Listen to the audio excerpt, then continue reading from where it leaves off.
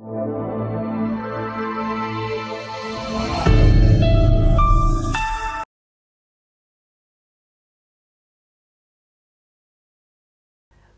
स्वागत है मेरे प्यारे बच्चों, आप सभी का आपकी अपनी हिंदी की कक्षा में। आज हम वाणी श्रृंखला द्वारा प्रकाशित पुस्तक मेरी हिंदी व्याकरण भाग 6 के अन्य पाठों का अध्ययन करेंगे। तो चलिए शुरू करते हैं। तो चलिए अब हम शुरू करते हैं पाठ संख्या 5 और पाठ का नाम है संधि। संधि का अर्थ होता है मेल। जब दो शब्द मिलकर नया शब्द बनाते हैं तो उनके रूप में परिवर्तन हो जाता है। उनका यह परिवर्तन ही संधि कहलाता है। संधि में पहले शब्द का अंतिम वर्ण तथा दूसरे शब्द का प्रथम वर्ण जोड़ते हैं। जैसे निह जमा धन निर्धन, विद्या जमा आले विद्यालय, हिम जमा आले हिमालय। दो वर्णों के मेल से जो विकार उत्पन्न होता है उसे संधि कहते हैं। क्या कहते हैं? उसे हम संधि कहते हैं।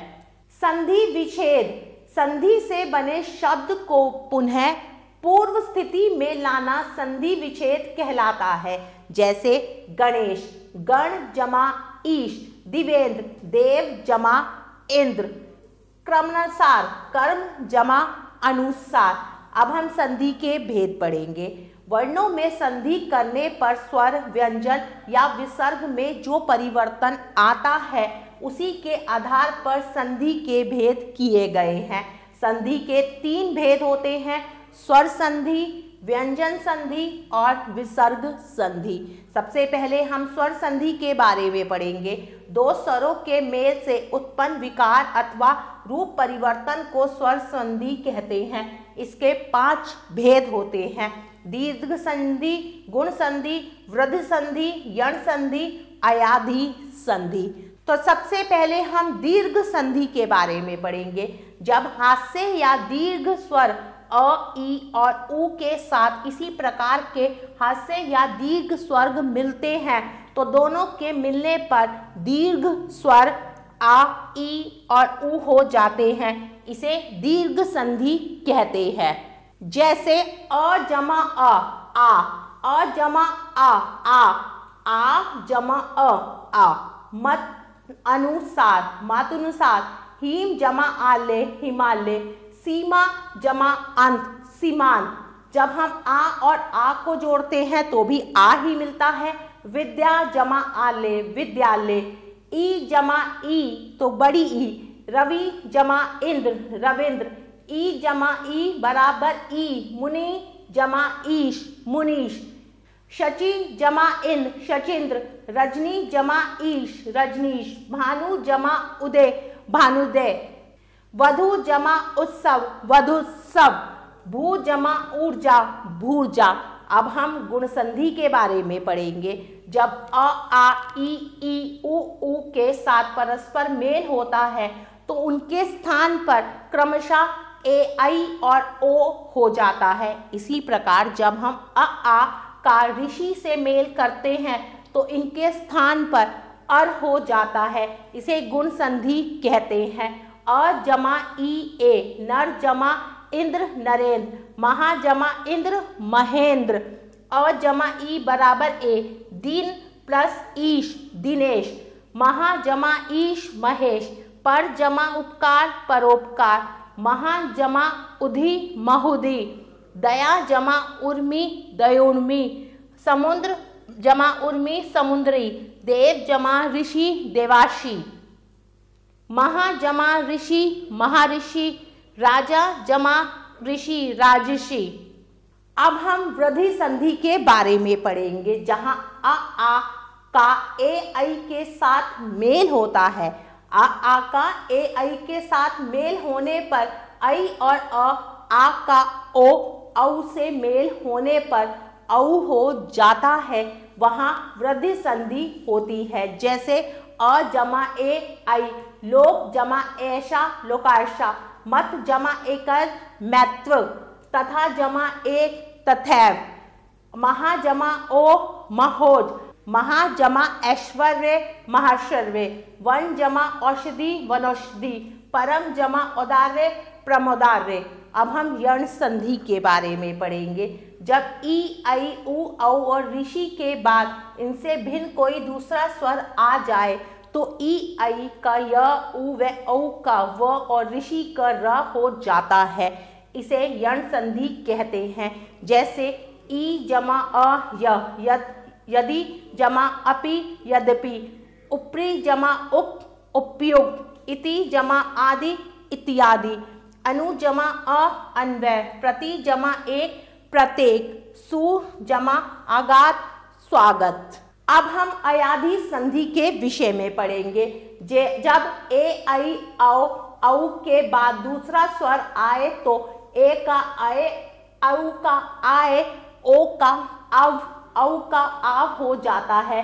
इसे अयाधि संधि कहते हैं।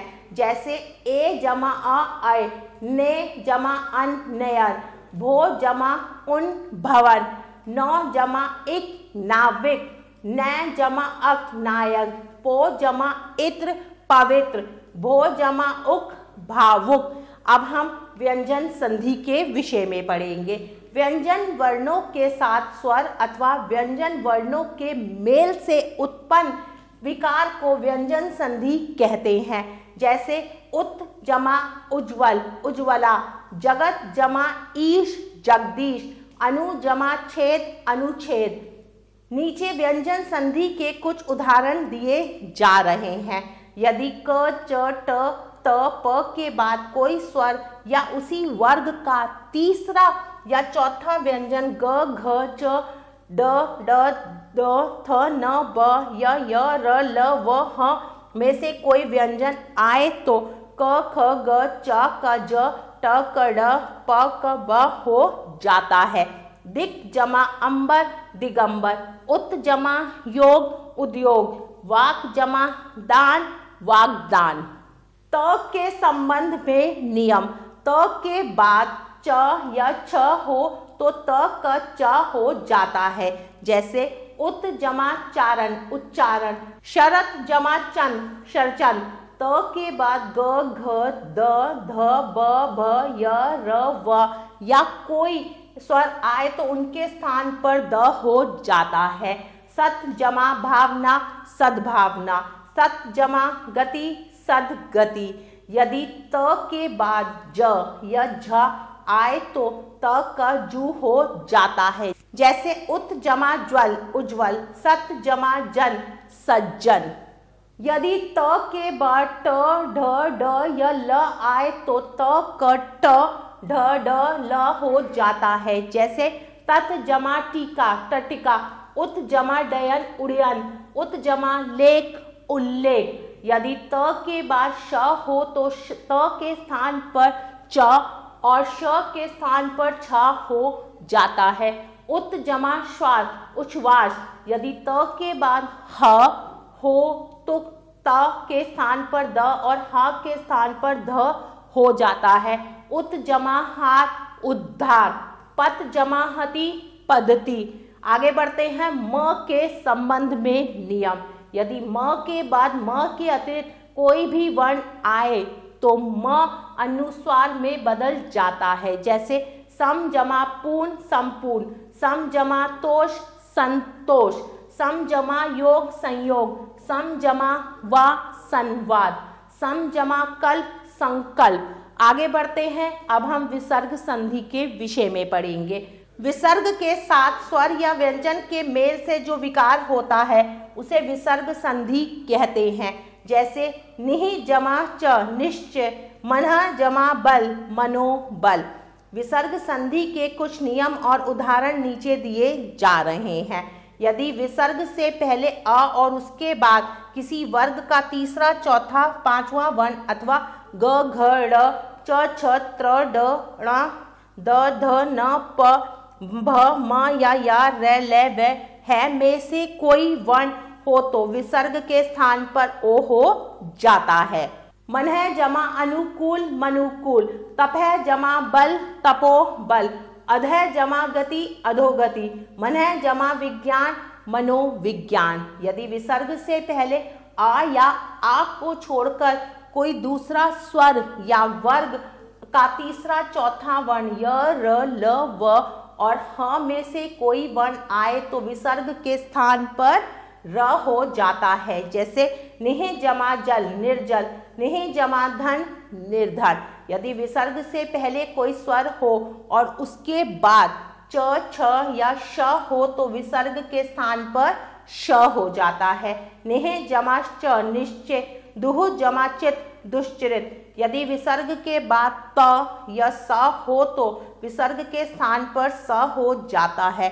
नमः जमा ते नमस्ते, निहि जमा संतान निसंतान। यदि विसर्ग से पहले अ हो और विसर्ग के बाद क, ख, प, फ हो तो विसर्ग का स्थान ज्यों का त्यों रहता है।